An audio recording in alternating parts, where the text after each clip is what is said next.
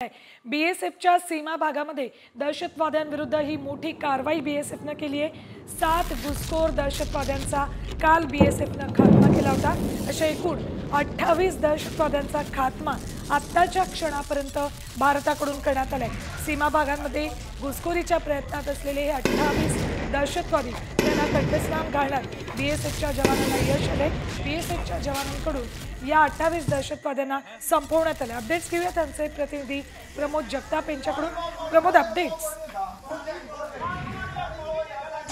जम्मू काश्मीरच्या सांबा असेल, कुपवाडा असेल, राजौरी असेल, या परिसरात सीमावर्ती परिसरामधनं दहशतवाद्यांकडनं भारतामध्ये प्रवेश केला जात होता आणि त्या ठिकाणी ही बीएसएफकडनं खूप मोठी कारवाई केली गेली असं आपल्याला म्हणावं लागणार आहे। पाकिस्तानमधनं भारतामध्ये येत असताना बीएसएफकडनं या सगळ्या साधारणतः आतापर्यंत म्हणजे मागच्या 2 दिवसामध्ये 28 जणांचा खात्मा करण्यामध्ये यश आलेलं आहे।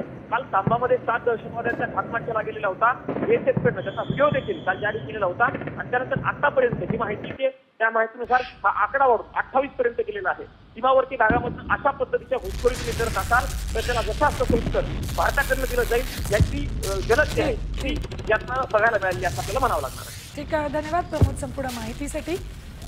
तर भारतीय सैन्याकडून या 28 दहशतवाद्यांचा खात्मा करण्यात आलेला आहे। सीमा भागांमध्ये दहशतवाद्यांविरुद्ध जोरदार कारवाई भारताकडून करण्यात आली आहे।